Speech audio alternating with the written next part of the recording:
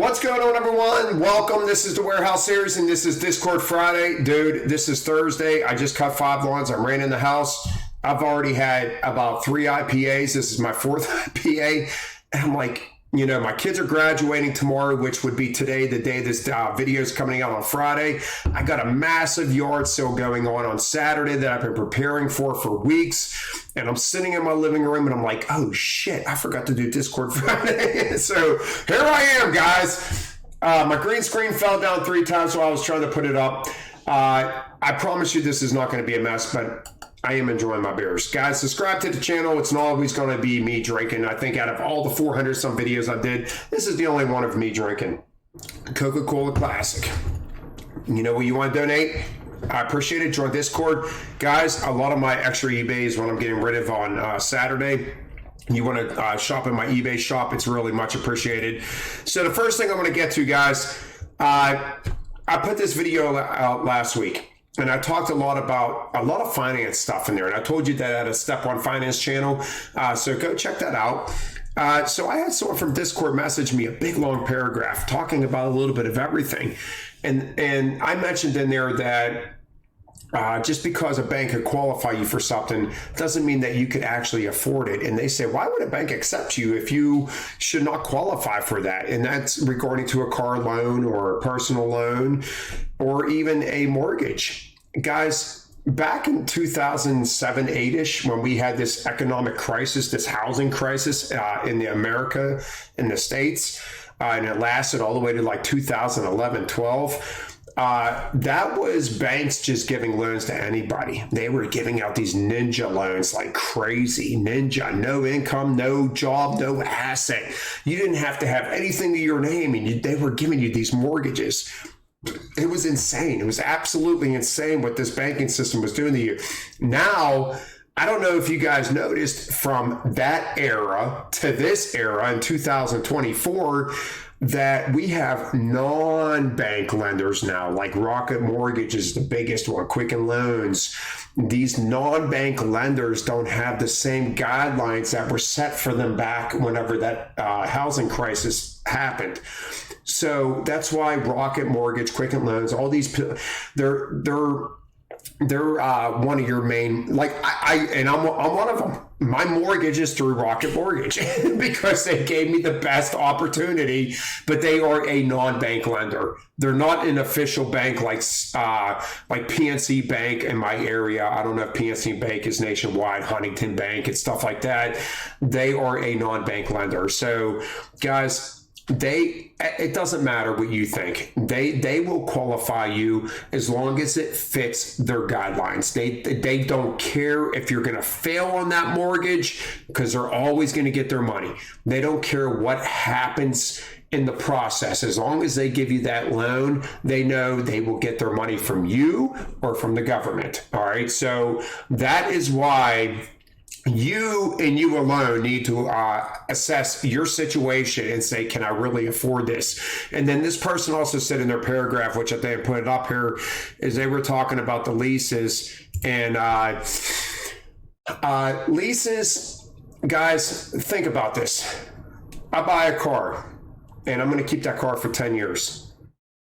That's not good business. All right. If I'm buying a car off of a dealership and I'm not coming back for another 10 years, 10 to 12 years, that is not good business for that dealership. But if I know if I give them a lease for 2 to 3 years and I give them a lot lower payment on that lease, what am I going to have? I'm going to have a customer 3 times in 10 years instead of once in 10 years. So that's all leases are. Leases are giving you an opportunity to own a new car for a lower amount of monthly payment and get you back in that dealership in 2 to 3 years. And if you ever want to get out of that lease, you have to pay a disposition fee. That is like it was $350 whenever I got out of mine 10 years ago. Now those disposition fees are up to like freaking $500-600. Why do they make them that amount? Because they know you can't afford it. That's why. So once you start leasing, they just trap you. they give you the big bear hug and they trap you inside that lease with that disposition fee. Because if you ever want to get out of your lease and go to a regular car to buy, you got to pay that disposition fee. I want to tell you real quick, on my Step on Finance, I tell this story. When I got out of my one lease, I got out of two leases, so I had to pay two disposition fees. When I got out of the one lease, I let them wait probably 6 months for the disposition fee because they wanted me to pay for wiper blades. And I told them no. I said, I'm not paying for wiper blades. So I made them wait, and I eventually paid the disposition fee, and I didn't have to pay for the wiper blades. So guys, these places, they want you, and they're going to get you. All right, so right here, let's get into the pictures, guys. I could get into finances like crazy, like you have no other. So this is from my warehouse that I used to work at. I have a coworker that, sent me these pictures. Guys, he said this is a new regular. So at our warehouse, you're an extra, you're getting incentive money, you're excited. You get on the forklift, you go through training week, and now you're going to hurry up and try to run it. Guys, look at the gap between these. Oh, this is our 68 out. We have a 3 to 4 foot gap in between the top of the pallet and the rack. So this person obviously hit it off the side of the rack or the other. I'm not going with the other pallet because this pallet's still nice and intact. I'm going to say he hit it off the rack. And I've said this in the past. If you are doing a reach lift forklift operator and you feel resistance, immediately stop. The fact that this pallet is not even up here means it's down on the ground with the forklift and that he just kept pulling. So he felt resistance and he kept pulling. You feel resistance, you stop, you get off the forklift, and you assess the situation. You don't just keep pulling. So that's the first thing I want to say for forklifts. And I will keep reiterating that every time I see that.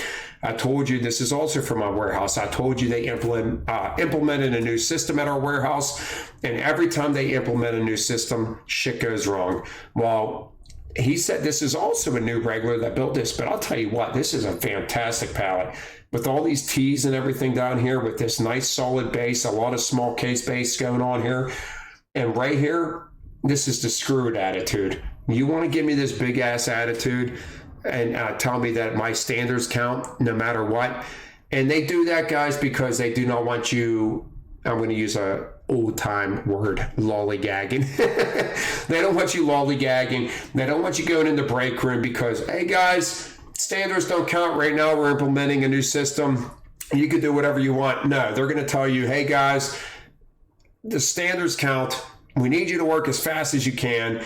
And we're going to write you up and they're going to stick. And technically, they probably are not going to stick.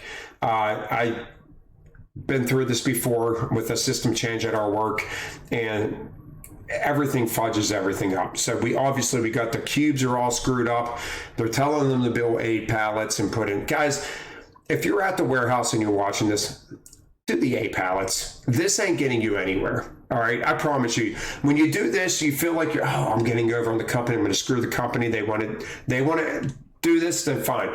Do the 8 pallets, turn it into delay time, because eventually they're going to get so sick of giving you that delay time that they're going to correct this. So please pay attention to what you're doing there.